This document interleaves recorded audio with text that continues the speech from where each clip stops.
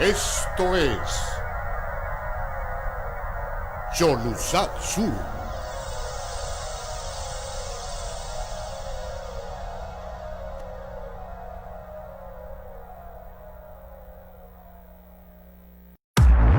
Desde los estudios de Cholusatsu, Canal 36, este es su programa Voces de un Diálogo con el periodista Alan Fiallos, tocando los temas más importantes del país que generan impacto.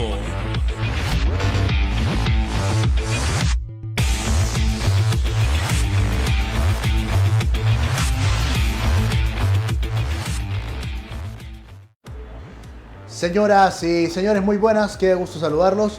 Bienvenidos a un programa más de Voces de un Diálogo, siempre con los temas que generan impacto en el país. Estamos listos para presentarles importantes opiniones, comentarios, críticas en relación a lo que ocurre en Honduras, sobre todo en medio de esta pandemia del coronavirus, que se están generando muchísimas cosas, por supuesto. Hay mucha información, además de los muertos, además de los contagiados, además de las mascarillas, del gel y todas estas cosas, las compras irregulares que se denuncian, etcétera, etcétera. Pero hay importante información que destacar en el programa de hoy y queremos iniciar con un tema de muchísima sensibilidad humana.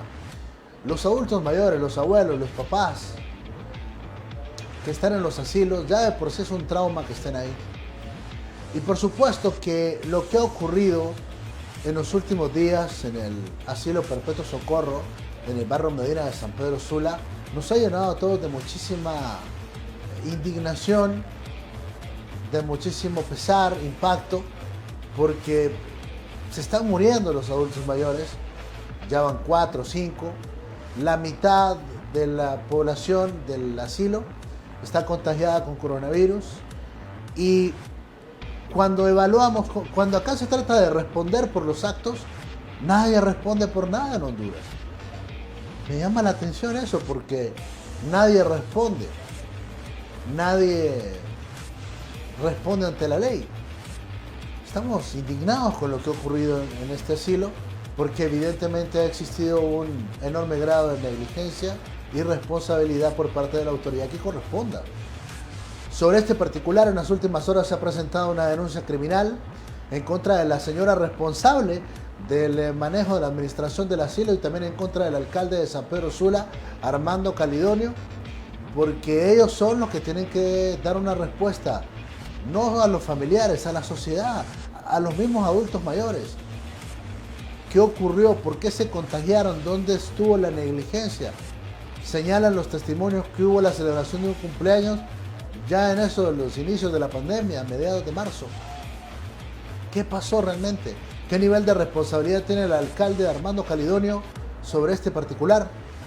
Me indica la producción, estamos listos ya en comunicación con la abogada Gracia María Bertrán, abogada que en las últimas horas ha interpuesto esta denuncia criminal en contra de las autoridades del Asilo Perpetuo Socorro del barrio Medina de San Pedro Sula. Abogada, muchas gracias por atendernos y escuchamos todos los detalles en relación a esta seria denuncia.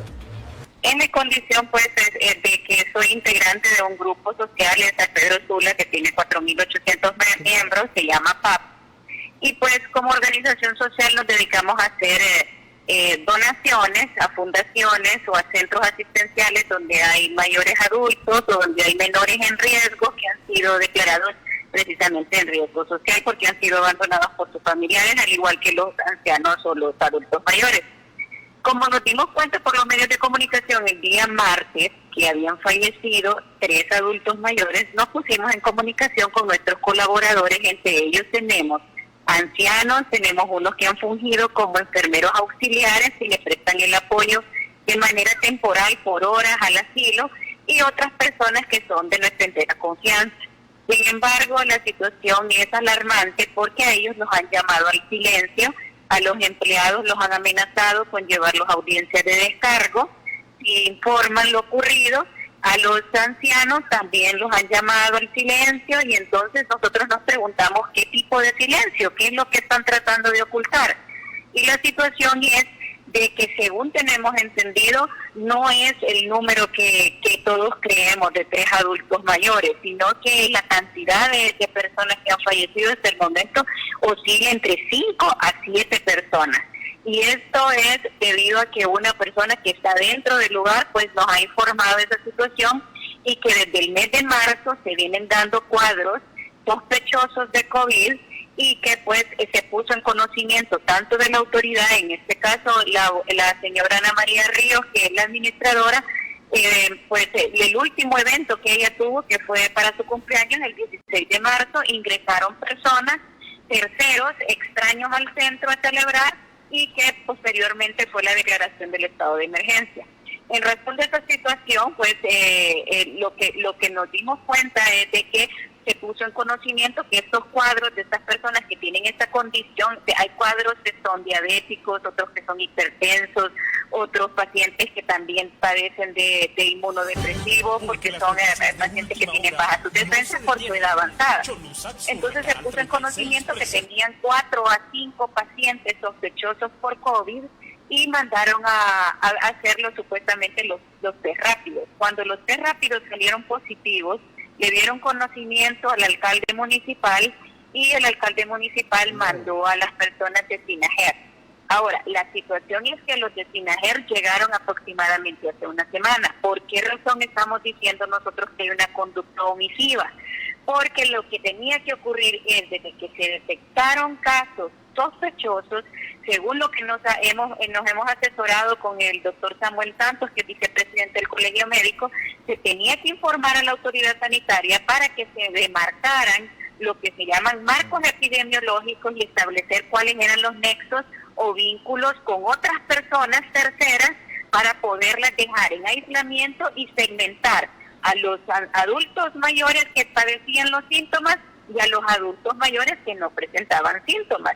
También tener cuidado emergente en cuanto al manejo de los utensilios de cocina, porque todos estos adultos mayores en una condición de hacinamiento obviamente iban a provocarse un contagio masivo. Entonces, como estas medidas no se tomaron a tiempo, por esta razón tenemos el día de hoy con los test que ya salieron del PCR.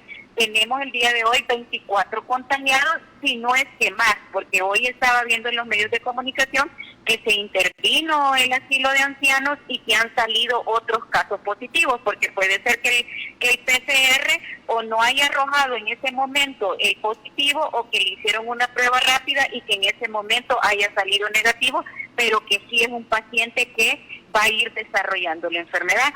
Entonces nosotros pusimos la denuncia porque hemos tenido conocimiento y que las personas tienen miedo de denunciar. Por esa razón es que hemos interpuesto la denuncia.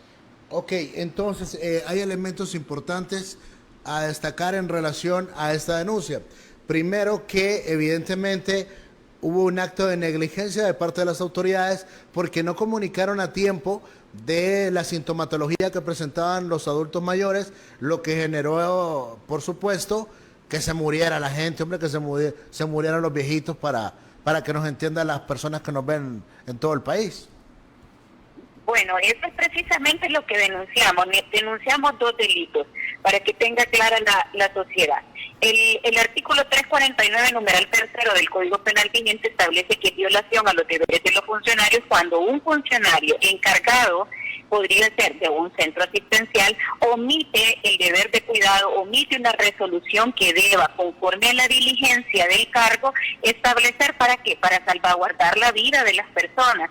En este caso es, ¿quién puede cometer esta violación? Un funcionario público o un empleado público que está a cargo del centro. ¿Qué otro delito? El 186 del Código Penal, que establece que toda persona que tenga conocimiento de un caso positivo o sospechoso que haga que esta enfermedad se propague, una epidemia se propague, sin poner en conocimiento de la autoridad correspondiente, que sería la sanitaria, para que se tomen las medidas urgentes del caso, también incurre en delito.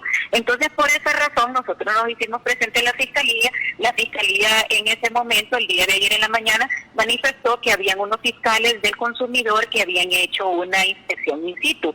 No me querían recibir la denuncia, pero les tuvimos que explicar como grupo de que una cosa es muy distinta respetar el derecho de los ancianos y otra cosa es muy distinta el deber estatal conforme a la Convención Americana de Derechos Humanos, el deber de garantía, que es algo muy distinto. Una cosa es que yo le respete a usted el derecho a la vida y otra cosa muy distinta que yo como Estado tenga que garantizarle a usted el derecho a la vida porque usted es una persona vulnerable. Entonces usted, por ejemplo, es cuando usted asume la responsabilidad como funcionario público de tener a su cargo menores de edad o mayores de edad, ellos están en vulnerabilidad. Entonces, ¿qué debe de hacer usted cuando tiene a cargo ancianos o menores? El deber de cuidado, de ser diligente, informar a la autoridad sanitaria para que ellos intervengan y le digan, esas son las directrices que vamos a hacer. Vamos a segmentar o vamos a clasificar a las personas, vamos a dejar a cada caso sospechoso en una habitación solo va a recibir alimentación de manera separada, aislada, ¿para qué? Para no poner en riesgo a los otros adultos mayores. Ahora se vuelve una situación incontrolable y obviamente pusieron en riesgo no solo a los empleados, sino que a las otras personas que entraban y salían, porque vea usted que nosotros hace una semana llevamos una caja de donativos, de abarrotes, y la situación estaba normal. Entonces quiere decir de que han permanecido en silencio y que han llamado al silencio a estos empleados municipales bajo la amenaza de ir a audiencia de descargo para callar ciertas situaciones. Entonces eso es lo que pedimos al Ministerio Público. El Ministerio Público es el brazo investigador. A ellos les corresponde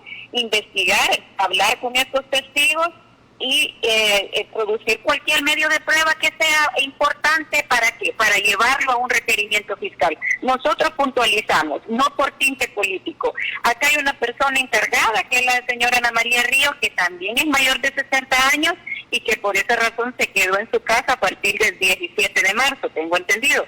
Pero también tenemos entendido de que el centro se comunicó oportunamente al señor alcalde y que el señor alcalde mandó a sus asesores a verificar la información y que llegaron los de SINAGER. Que no hayan tomado las medidas oportunas para segmentar y clasificar a los adultos mayores, eso es lo que es necesario que se investigue y que se le deduzca la responsabilidad penal y civil que corresponde, porque el Código de Salud también así lo señala.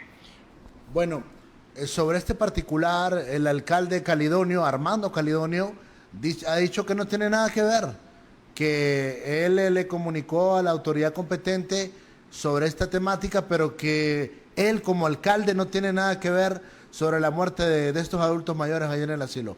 ¿Qué opinión le merece a usted?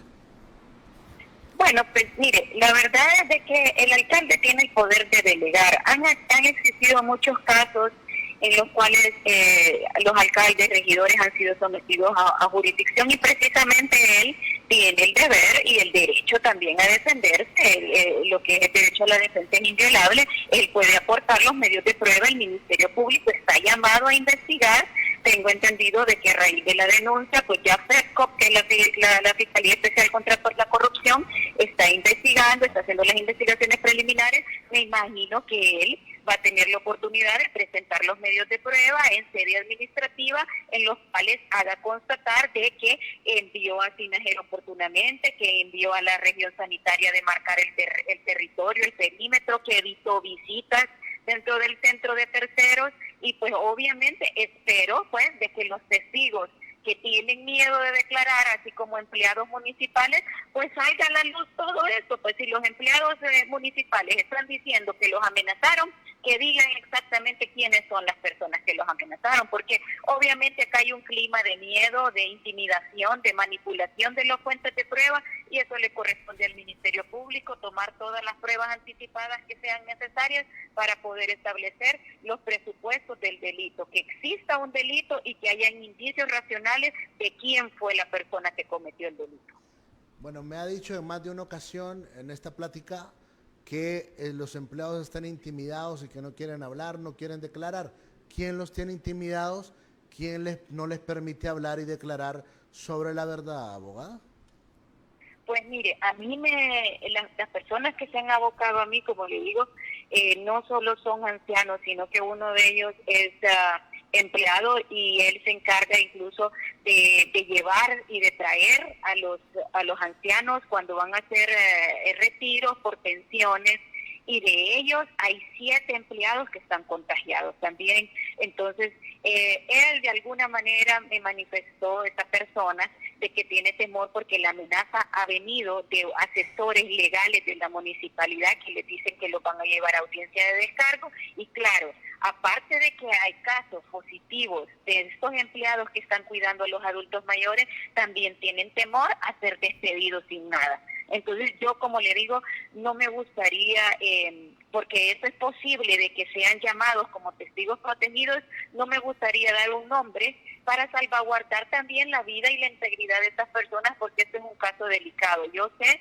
de que no es una cuestión sencilla el imputar un delito a una persona, pero también no me parece ni justo ni correcto. Estoy en la obligación de denunciar porque ellos tienen temor a hacerlo, y yo creo que si la Fiscalía los llama y les da la protección necesaria como testigos protegidos, se toma la prueba anticipada, ellos van a estar en la posibilidad de denunciar con nombre y apellido a las personas que están llegando a amenazarlos. ¿Y a usted no le da miedo denunciar? Porque lo que se dice sobre el alcalde de San Pedro Sula es que no le gusta que lo molesten, y mucho menos que lo denuncien, ¿verdad? Que él tiene sus formas de resolver las cosas. ¿No le da miedo a usted estar denunciando estas cosas? Pues mire que no me da miedo, porque realmente eso ha sido mi área toda la vida. He estado 17 años en el sistema de justicia penal, y la verdad es de que se daría mucho color. Tengo intervenida en la línea telefónica, tengo pruebas en el Facebook, viene de un grupo, como le digo, numeroso. He tratado de intercambiar con todas mis amistades este tipo de información. De hecho, para hacerlo público, la señora Ana María Ríos me ha llamado por teléfono el día de hoy, en la tarde, para querer reunirse conmigo, y realmente yo le puedo decir a toda la audiencia, no soy yo la encargada de escucharla, porque yo solamente puse la denuncia, y pues si ella tiene medidas sustitutivas por otro proceso de malversación de caudales públicos, lo mejor que debe de hacer es abocarse a la Fiscalía, que va a investigar el caso, y darle toda la información que tiene en relación a este caso. Muy bien, ¿y en cuánto tiempo espera que la Fiscalía resuelva estas cosas? Porque ya hoy van 4 muertos. Según la información que usted tiene, son más de 6, 7. Y como el panorama, van a continuar. Bueno, pues en lo que concierne a la investigación del Ministerio Público, como ellos están un poco frenados en el sentido de que ahora no gozan de independencia, es un organismo que ya poco le falta para desaparecer, porque a ellos les corresponde la acción penal pública, y lejos de ser un órgano beligerante que recibe estas denuncias de oficio, que las investiga de oficio, han estado prácticamente en una cuarentena en la cual ellos, lejos de gozar de independencia, todos se lo preguntan al fiscal general, al subdirector de fiscales, y tienen miedo también de investigar a altos funcionarios. Y esa es la verdad. Lamentablemente estamos con un Ministerio Público dormido y que permanece a la espera del visto bueno del jefe para promover un requerimiento fiscal. Bueno, qué vergüenza, pero también no solo el Ministerio Público. Ahora acá hay organizaciones no gubernamentales que cobran millones de dólares por estar combatiendo la corrupción, y esto es corrupción que ha desencadenado en muertes. ¿Dónde está el CNA? ¿Dónde está la SJ? ¿Dónde están las diferentes organizaciones que son encargadas de velar también para que estas cosas no ocurran, hombre?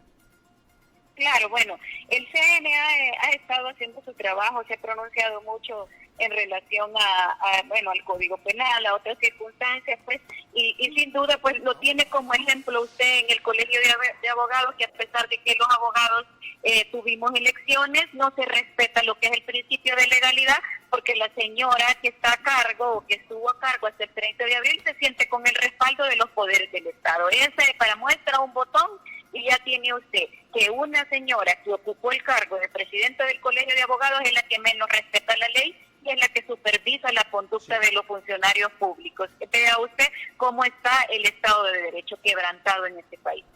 Muchas gracias, abogada Gracia María Bertrán, la profesional del derecho que ha presentado esta denuncia criminal en contra de los responsables de este asilo perpetuo socorro de San Pedro Sula, donde han muerto por lo menos 4 adultos mayores por la negligencia de lo que tiene que determinar la autoridad. Y aquí un llamado enérgico al Ministerio Público para que ponga todos sus oficios para poder deducir responsabilidades. No puede quedar a la impunidad esto, y si el alcalde Calidonio tiene que responder, pues hay que deducir las responsabilidades. Pero indigna esto, realmente que indigna, porque son vidas, hombre, son abuelos, son seres humanos, personas que ya de por sí están en un asilo, no es fácil. Y no pueden verlos como que si no son seres humanos, como que si no son personas valiosas. Lamentable esta situación. Vamos a cumplir con patrocinadores, vamos a la pausa en el programa. Luego tenemos más información, quédese con nosotros en Voces de un Diálogo. Ya regresamos con Voces de un Diálogo. Prioridad 1, desarrollar el agro nacional. Queremos desarrollar el campo como nunca, porque ustedes también merecen esa oportunidad. Y eso no solo se logra con asistencia técnica, con nuevas tecnologías, se logra también con poner financiamiento. Hoy es el corredor seco de Honduras el que le va a dar de comer en buena medida a los que están en las ciudades. Por eso están en primera fila productores en esta pandemia. Estamos hablando de que el 46% de los hondureños viven en el campo. La gente aprecia al productor. Yo quiero pedirles que los apreciemos todo el tiempo. Tenemos que seguir sosteniendo este trabajo y a ustedes, productores, mi reconocimiento, son héroes de la patria. Hoy, cada remesa que recibes es más valiosa que nunca.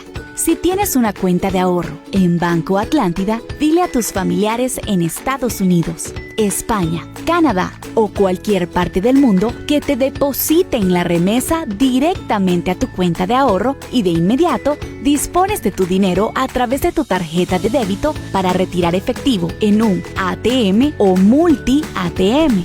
Y también puedes hacerlo muy cerca de tu casa en un agente Atlántida y realizar las compras que necesites en cualquier comercio. Si no tienes una cuenta de ahorro, ábrela hoy. Desde tu celular, descarga Atlántida Móvil y selecciona la opción Quiero ser cliente. Al completar el proceso, recibirás un correo con tu número de cuenta y puedes compartirlo con tu familiar en el extranjero. Banco Atlántida. Imagina, cree, triunfa.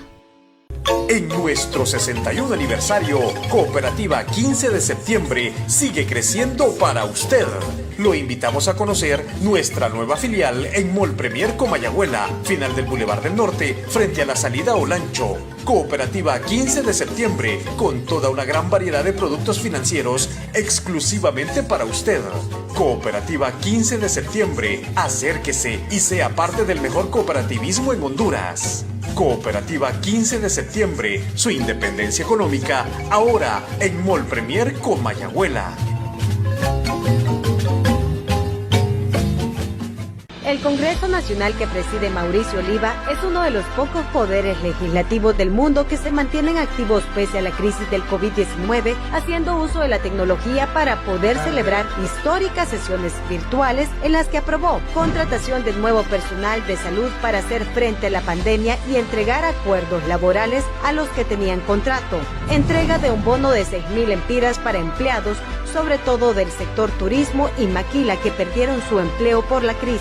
Mecanismos para permitir las ventas por internet para que negocios mantengan operaciones pese al toque de queda. Permitir a la alcaldía de Tegucigalpa buscar financiamiento para construir represas y aliviar escasez de agua. Las MIPYMES solo presentarán garantías por el 20% de sus créditos bancarios. El Estado cubrirá el otro 80%. Las maquilas podrán importar material sin impuestos para elaborar mascarillas y entregarlas al pueblo. Autorizar a la alcaldía de San Pedro Sula a redirigir recursos para combatir la pandemia en su ciudad, entre otros. Congreso Nacional, abierto, plural y democrático. Continuamos con Voces de un Diálogo. Muchas gracias, amigos televidentes, por continuar con nosotros en Voces de un Diálogo. Y bueno, otro de los temas que ya está generando diversas reacciones, que ya está puesto en la consideración de muchísimos analistas, políticos, empresarios, grupos que representan el empresariado nacional, es lo que está pasando con el tema de los aeropuertos en el país. El próximo mes de septiembre deberíamos tener una nueva concesionaria que administre los aeropuertos en el país. Sin embargo, a través de una serie de triquiñuelas de maniobras perversas, descaradas, pues se ha declarado desierta una licitación que manejaba en primera instancia Coalianza. Ahora este tema está en manos de Invest H. Este Invest H que hoy ha sido severamente cuestionada por la ASJ en un informe sobre este tema del manejo de la pandemia de coronavirus y las compras que se han realizado. Pues esta misma Invest es la que le está dando largas a la posibilidad de que tengamos una nueva concesionaria que venga con muchos recursos para modernizar de verdad las terminales aéreas del país y que los hondureños podamos tener aeropuertos de verdad. Y todo esto para beneficiar al grupo empresarial Aeropuertos de Honduras, que es del empresario Freddy Nasser. Mal están haciendo, porque las cosas hay que hacerlas de debida forma, en base a ley. Y si para el mes de septiembre no tenemos una nueva concesionaria, entonces Aeropuertos de Honduras, de Freddy Nasser, tiene que devolverle la administración de los aeropuertos al Estado. No tiene que quedarse un día más Freddy Nasser ni Aeropuertos de Honduras con el manejo de los aeropuertos en el país. Ya muchos están opinando en ese sentido y vamos a tener la oportunidad de poder profundizar en relación a ese tema, porque acá evidentemente estos son temas que no son de un abordaje común en los medios de comunicación y nosotros lo entendemos. Este es un tema patriótico, son los aeropuertos de que están de por medio. Son los aeropuertos los que están en estos procesos de negociación. Deberían hacerse las cosas en base a ley. Entonces quieren hacerse los locos con el tema de que termine la vigencia del contrato de Freddy Nasser. Pretenden, de acuerdo a lo que hemos conocido, quedarse un año más y después quedarse ya de manera permanente con el manejo de los aeropuertos en el país. No debe ser así. Freddy Nasser tiene que entregar la concesión en septiembre de 2020 al Estado de Honduras si no hay otra concesionaria. Si no llaman a otra licitación y si no viene otra concesionaria. No tiene por qué quedarse un día más. Si el papel, el trabajo, el desarrollo del trabajo que ha tenido Aeropuertos de Honduras no ha sido un buen trabajo en beneficio de los hondureños. Sobre este particular, señoras y señores, tenemos este compendio de información que gira alrededor de este tema de los aeropuertos en el país. En septiembre de 2020 estaba previsto tener una nueva concesionaria que administrara todos los aeropuertos del país, pero son muchos los impases que han ocurrido y es mucho lo que se ha conspirado para que la empresa Aeropuertos de Honduras continúe manejando las terminales aéreas del país. Meses atrás, la extinta Coalianza abrió una licitación pública internacional para que empresas de todo el mundo presentaran su mejor propuesta, la más conveniente para los aeropuertos en el país. La misma se desarrolló con éxito. 10 empresas clasificaron a la etapa final del proceso. Pero sobre la marcha, algo ocurrió y se tomaron medidas radicales sobre el tema. Se declaró desierta la licitación y meses más tarde, a través de un decreto ejecutivo, se dio por clausurada la Coalianza, o sea, la cerraron. Víctor Zapata es representante de la empresa Prodemex, una de las 10 clasificadas a la etapa final del proceso de adjudicación. Él nos relata cómo de forma descarada echaron a la basura la licitación. Nosotros aplicamos con la extinta, ¿cómo se llama? La empresa estatal Coalianza que tienen acá en Honduras. Fuimos, creo que de las 10 empresas calificadas, hemos ofrecido todo lo que el Estado pedía y un plus que nadie lo ofrecía, ¿verdad? Nosotros nos dijimos que no había problema en hacer inversiones, incluso que superaran lo que ellos requerían.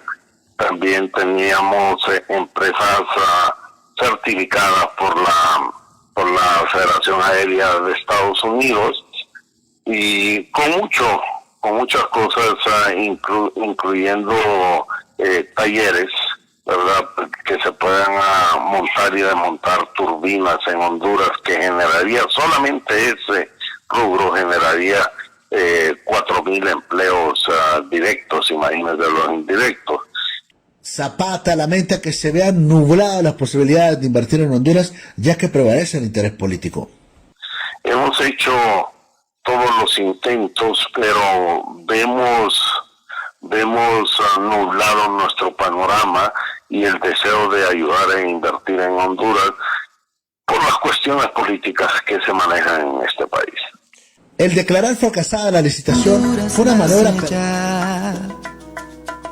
Una Honduras en solidaridad. Por instrucciones de la Presidencia de la República y de la Comisión Nacional de Telecomunicaciones CONATEL, a todas las estaciones de radio, televisión y sistemas de cable, se les solicita pasar a integrar la gran cadena nacional de radio y televisión. Este es el primer llamado. Que sepa el mundo sin temor que hoy forjamos nuestra vida mejor. Un nuevo camino.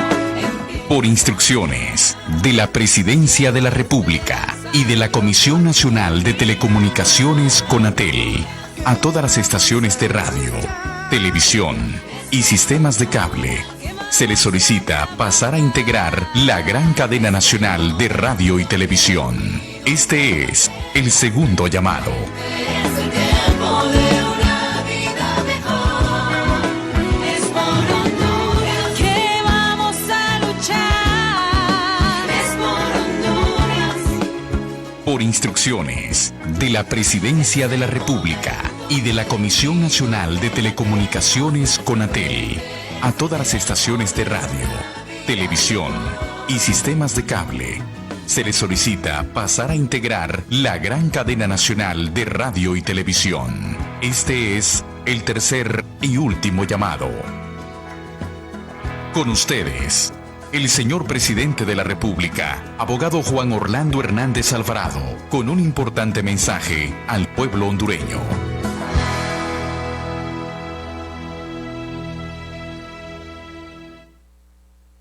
Quiero empezar con este informe, siempre enviándole nuestro más sentido pésame, condolencias a las familias que el día de hoy han perdido un familiar ante esta pandemia y nuestras oraciones con ustedes.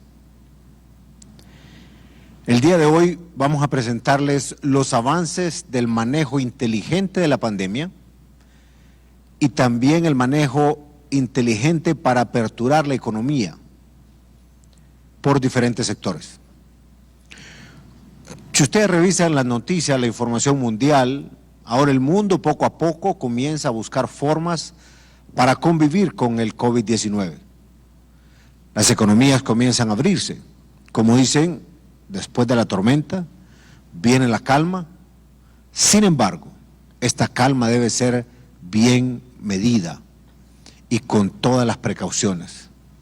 Los hondureños hemos tomado las medidas necesarias para contener el contagio y en conjunto hemos tomado las decisiones en las que siempre se sobrepone a todo se sobrepone la salud. Debe ser la salud, la vida de los ciudadanos lo que prime en esta toma de decisiones. Nuestra misión principal es preservar la vida de cada uno de los hondureños. Para este manejo inteligente de la pandemia y el manejo inteligente de las aperturas, se ha conformado una mesa interinstitucional con los principales actores de la sociedad hondureña, en compañía de especialistas, médicos, epidemiólogos, que en conjunto con SINAGER y la Policía Nacional están al cargo del manejo de las reaperturas, de diseñar los protocolos, de supervisarlos, el uso de centros de aislamiento, pilotajes. Los pilotajes son importantes, es decir, pilotajes es un ensayo como está ocurriendo en este momento con los restaurantes para ver si se llevan a cabo los protocolos, porque no es el hecho de tenerlos escritos, es que se cumplan y que nos acoplemos a la nueva normalidad. En virtud de eso y en base a las atribuciones que legalmente tiene el SINAGER, se ha decidido que tiene que, y eso ya es algo que está desde que se formó la ley en el año 2009, una participación ciudadana importante, donde se respeta la igualdad de las personas, al igual que se aceptan los principios fundamentales de la gestión pública. ¿Qué es lo que hemos logrado con esto? Incorporar a manera multisectorial y multidisciplinaria diferentes actores que tienen que ver con la atención y es por eso que hemos ido avanzando hacia una mesa departamental o regional de apertura inteligente, que están en los 18 departamentos, más 2 mesas principales que se dan en el municipio del Distrito Central y en la zona del Valle de Sula. ¿Quiénes integran estas mesas? El sector gubernamental de la zona, ya cuando vamos a nivel departamental, el gobierno municipal, al igual que el gobernador político, el sector salud público y privado, al igual que el sector social, las ONGs, los trabajadores y todos los gremios, el sector productivo de la zona, porque es quien sabe exactamente qué es lo que está acaeciendo en cada región, y las organizaciones religiosas que pueden incorporarse. Yo creo que es importante que cada quien asuma su responsabilidad en el diferente renglón de trabajo que tiene en sus departamentos, en sus regiones, y de esta manera fortalecer la capacidad que tiene del país de poder reaperturar un proceso económico y sobre todo social que lleve a seguirnos cuidando en virtud de la COVID-19. Sí, efectivamente hemos venido trabajando, ya tenemos un trabajo casi de 40 protocolos que están ahorita estructurándose, unos ya están aprobados y subidos en la página web de la Secretaría del Trabajo, otros están en desarrollo. Y también hemos venido trabajando con esta Comisión Interinstitucional de Apertura Inteligente. Se está haciendo un análisis por territorios, el comportamiento, tenemos varios tipos de comportamiento del virus en diferentes municipios, ¿verdad? Y esperamos esta semana ya tener una planificación estructurada de apertura inteligente, ¿verdad?, según las categorías de estos municipios y la densidad poblacional de los mismos. También hemos venido trabajando efectivamente con estos pilotajes de sectores. Empezamos con pilotaje de sectores en restaurantes, probablemente ampliemos pilotaje de restaurantes a otros departamentos. Usted estuvo el viernes en Choluteca, probablemente entremos con un pilotaje en Choluteca, probablemente en La Ceiba, estamos viendo si San Pedro también, y tendremos 2 nuevos pilotajes esta semana aquí en el Distrito Central.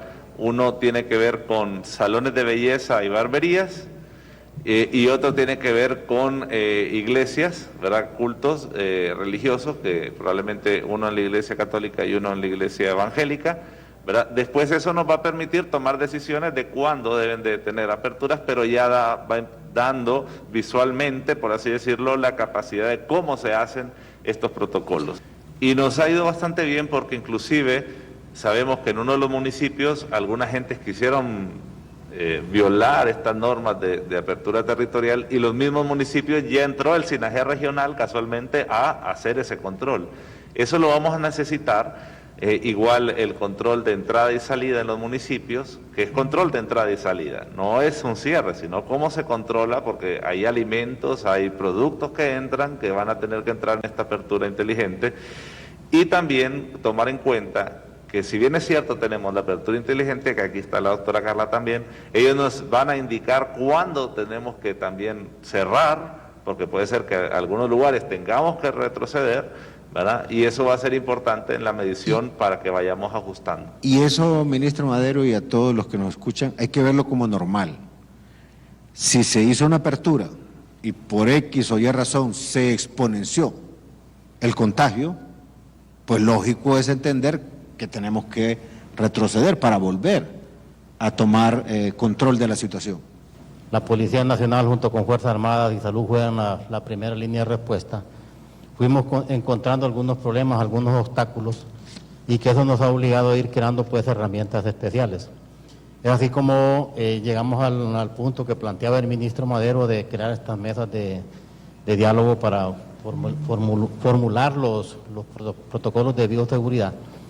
Pero llegamos a la conclusión de que no solamente es de construir o de escribir un protocolo y decir que se tiene, sino que el Estado tiene que verificar que eso se esté cumpliendo y que verdaderamente se esté aplicando.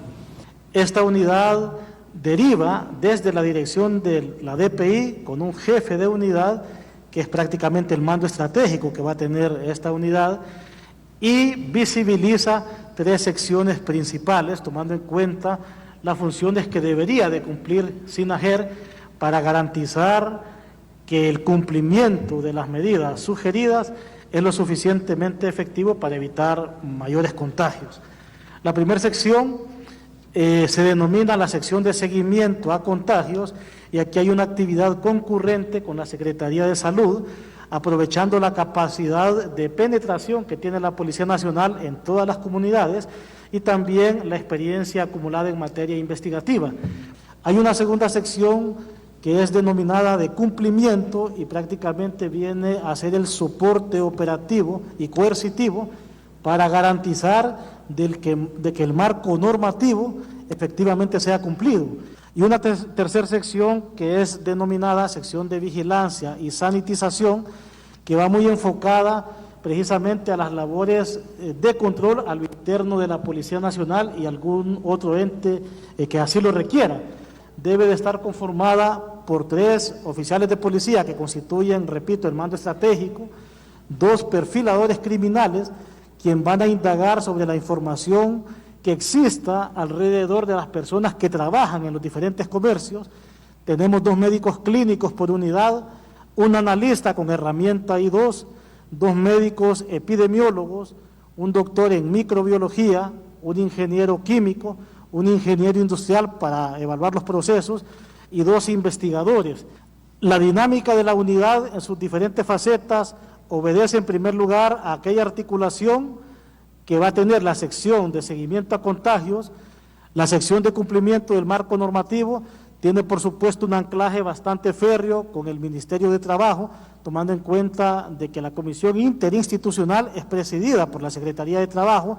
Quiere decir que de esta sección van a haber 2 productos posibles: un informe de hallazgos hacia el Ministerio del Trabajo para que aplique las sanciones administrativas correspondientes, o en su defecto un informe dirigido al Ministerio Público para que proceda a la judicialización en caso de ser pertinente.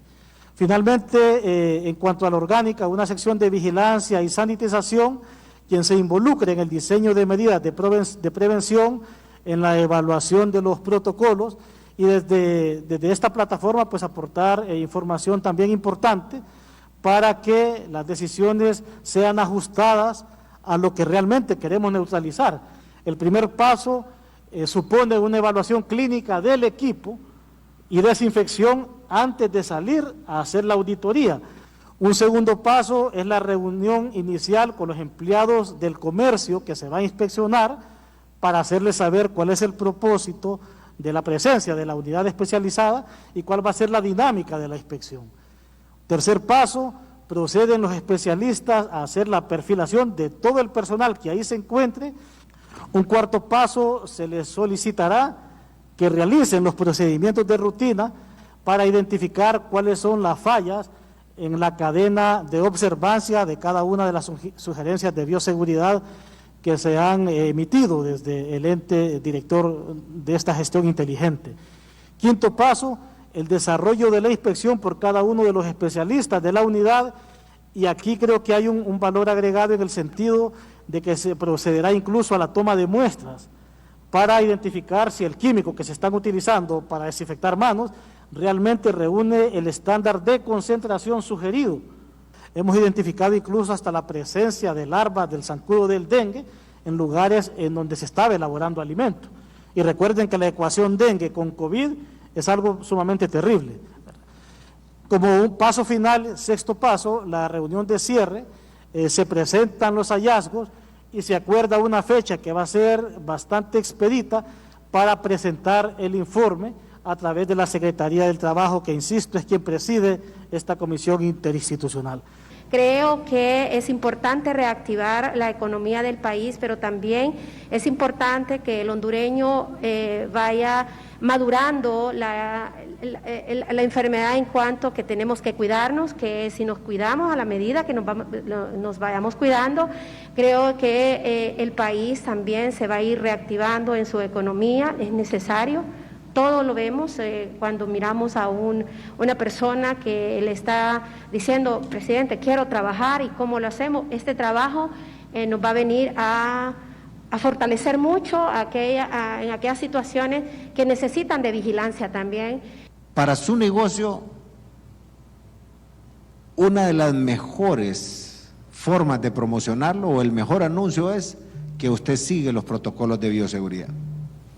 Porque si la gente se da cuenta, o el cliente se da cuenta, de que en ese negocio no se están siguiendo las medidas de bioseguridad y que puede contagiarse ahí, la gente no va a ir. Entonces mejor asegúrese que cuando arranque con ese protocolo de bioseguridad. Después, compatriotas, si cada uno de nosotros nos responsabilizamos con nuestra salud y la de nuestra familia, podremos ir avanzando con este manejo inteligente de la pandemia y de la apertura. Pero no me voy a cansar de repetirlo. Su salud es su responsabilidad. Lávese la mano frecuentemente con agua y jabón. El uso de la mascarilla es obligatorio. Mantener la distancia de por lo menos 2 metros. Y en fin, seguir los protocolos de bioseguridad donde usted esté desempeñándose. No olviden, si nos cuidamos, juntos avanzamos. Todas las estaciones de radio, televisión y sistemas de cable pueden continuar con su programación habitual. Muchas gracias.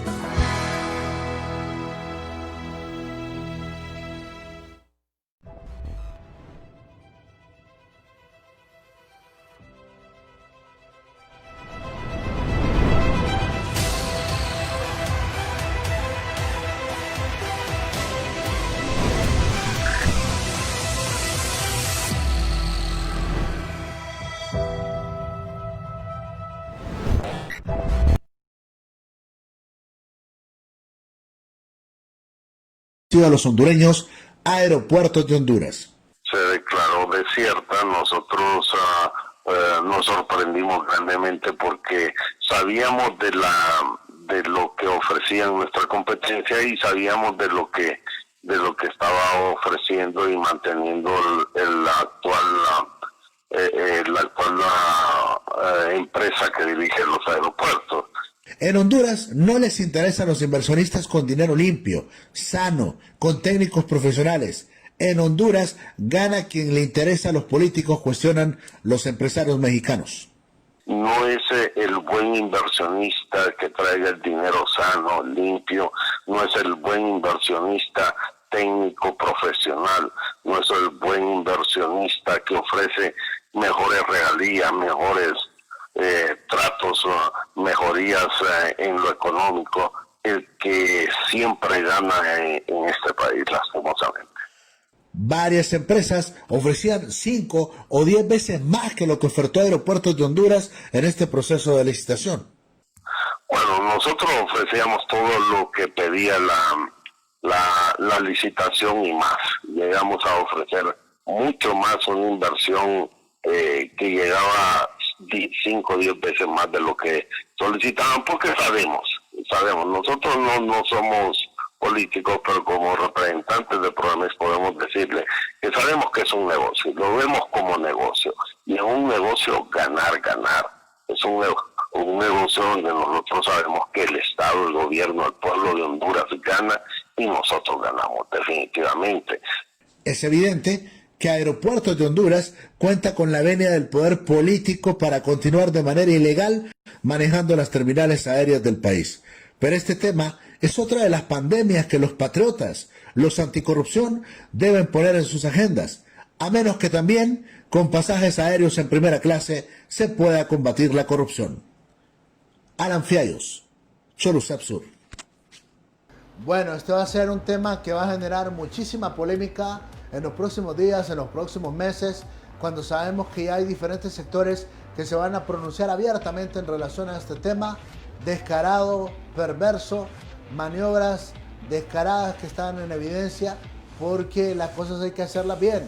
Pero hay evidentemente grupos políticos que están respaldando al empresario Freddy Nasser para que se queden manejando los aeropuertos, y eso no es en beneficio del pueblo hondureño, no es en beneficio de que tengamos verdaderas terminales aéreas y no las pajareras que tenemos hasta hoy. Seguiremos informando con más reacciones, más opiniones en relación y más análisis en relación a este tema de cómo es posible que todavía hoy no tengamos una nueva concesionaria y que de acá a septiembre, que es a la vuelta de la esquina, Freddy Nasser se vaya a quedar con la concesión. tiene que entregarla al Estado si no hay otra concesionaria, porque el Estado tiene que volver en todo caso a administrar los aeropuertos en el país. Cumplimos con patrocinadores en el programa. Vamos a la pausa, luego de la pausa tenemos más en Voces de un Diálogo. Ya regresamos con Voces de un Diálogo. Para cortar la cadena epidemiológica del COVID-19, lo mejor que podemos hacer es quedarnos en casa. Para realizar las compras en el supermercado u otros trámites indispensables, que solo una persona sea la designada para hacerlo. Desinfecte la carreta del supermercado antes de usarla. Haga lo mismo con las tarjetas de pago, antes y después de usarlas. Lleve la menor cantidad de accesorios, aritos, anillos, pulseras. Use su pelo recogido. Desinfecte el timón de su carro. Rocíe desinfectante en aerosol a los asientos del carro. Para reingresar a la casa, siga estos consejos. Prepare un espacio con cloro diluido en agua, desinfectante en aerosol, papel toalla y una bolsa plástica. En esta, guarde las llaves, relojes, billetera y todos los objetos pequeños. Rocíe su celular con la mezcla de cloro y agua y séquelo con el papel toalla. Deje sus zapatos en una toalla o trapo húmedo con cloro y use otro calzado. Rocíe el calzado con desinfectante en aerosol y haga lo mismo con las bolsas del súper. Después de hacer esto, entre a su casa y vaya al baño más cercano a lavarse las manos.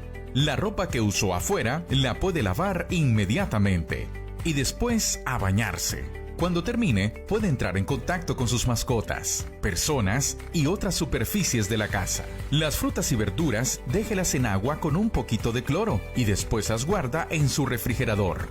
Desinfecte los llavines de las puertas, de la refri, llaves, controles y todos los objetos que estén en contacto con sus manos constantemente. No comparta bebidas ni comidas con nadie. Estas medidas nos van a ayudar a cortar esta cadena epidemiológica. Pero recuerde, lo mejor que usted puede hacer es quedarse en casa. Hoy, cada remesa que recibes es más valiosa que nunca.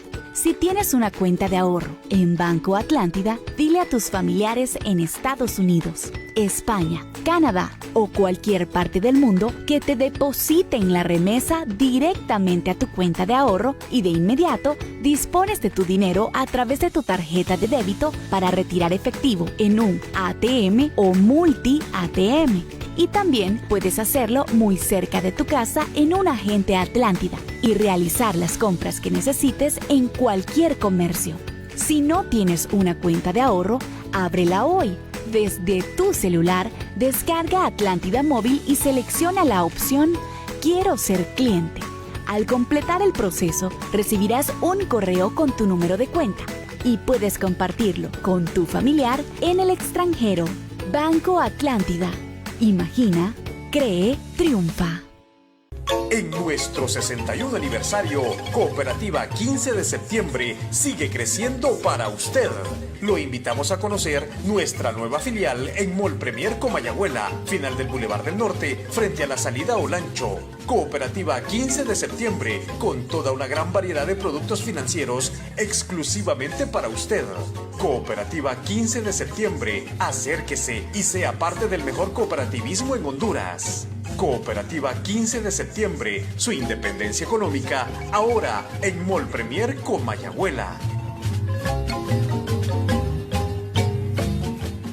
El Congreso Nacional que preside Mauricio Oliva es uno de los pocos poderes legislativos del mundo que se mantienen activos pese a la crisis del COVID-19, haciendo uso de la tecnología para poder celebrar históricas sesiones virtuales en las que aprobó contratación de nuevo personal de salud para hacer frente a la pandemia y entregar acuerdos laborales a los que tenían contrato, entrega de un bono de 6,000 empiras para empleados, sobre todo del sector turismo y maquila que perdieron su empleo por la crisis. Mecanismos para permitir las ventas por internet para que negocios mantengan operaciones pese al toque de queda. Permitir a la alcaldía de Tegucigalpa buscar financiamiento para construir represas y aliviar escasez de agua. Las MIPYMES solo presentarán garantías por el 20% de sus créditos bancarios.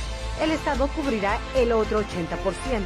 Las maquilas podrán importar material sin impuestos para elaborar mascarillas y entregarlas al pueblo. Autorizar a la Alcaldía de San Pedro Sula a redirigir recursos para combatir la pandemia en su ciudad, entre otros. Congreso Nacional, abierto, plural y democrático. Continuamos con Voces de un Diálogo. Continuamos en Voces de un Diálogo, señoras y señores, y continúa la polémica por el decreto 33-2020 que ha facultado a la Comisión Nacional de Telecomunicaciones CONATEL para permitirle a las concesionarias Tigo y Claro, las telefónicas, que puedan renovar sus contratos, que puedan renovar sus permisos de operación en el país sin tener que pagarle $1 al Estado. No solo esto, también le van a permitir que exploten el espectro radioeléctrico en el país. Muchísimas personas se pronuncian en relación a este tema. Diferentes sectores hablan sobre este escándalo de Tigo y Claro. Y todos coinciden que es un vil acto de corrupción, como se está planteando el tema en el Congreso Nacional de la República, enviado por el Poder Ejecutivo. Acá tenemos el siguiente reporte que nos muestra de una serie de reacciones que giran alrededor de este tema.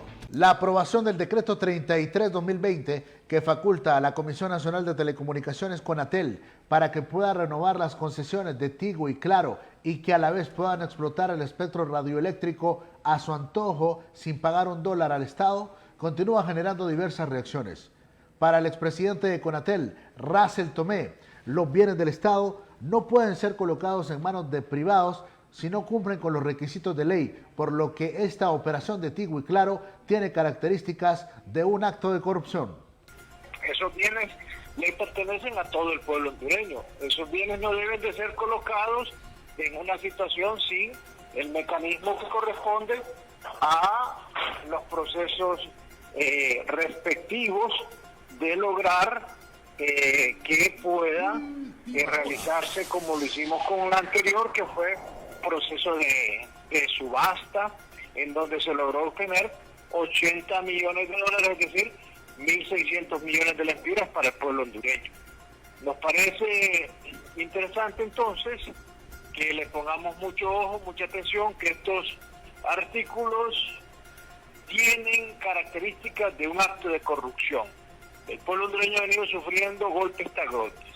Cierran la masa, cierran instituciones que luchan contra la corrupción, y hoy en medio de una pandemia, de una situación de emergencia, de una situación que ustedes los medios de comunicación han estado transmitiendo, toda esta complejidad que nos está pasando, resulta que ahora meten artículos donde le dan la atribución a CONATEL que pueda cambiar la concesión, que pueda extender la concesión y que además pueda asignarles la banda ancha, que es un bien del espectro radioeléctrico que nos pertenece a todos los hondureños. Por su parte, la analista Reina Rivera considera que no es ético aprobar este tipo de decretos porque profundiza los niveles de corrupción y los modelos privatizadores en el país. No es ético introducir otros temas que no tienen nada que ver con la crisis y que sirve nada más para profundizar los niveles de corrupción, los niveles de desigualdad, y también seguir con el mismo modelo privatizador que nos ha llevado a tener que estar sin servicios públicos. Perdimos la empresa estatal de telecomunicaciones, prácticamente está quebrada. La estatal de energía eléctrica también fue repartida en pedazos, mientras en países como Costa Rica haber cuidado a estos servicios públicos y haberlos mantenido como activos estatales ha implicado que este país incluso tenga recursos para poder hacer incluso inversiones internacionales.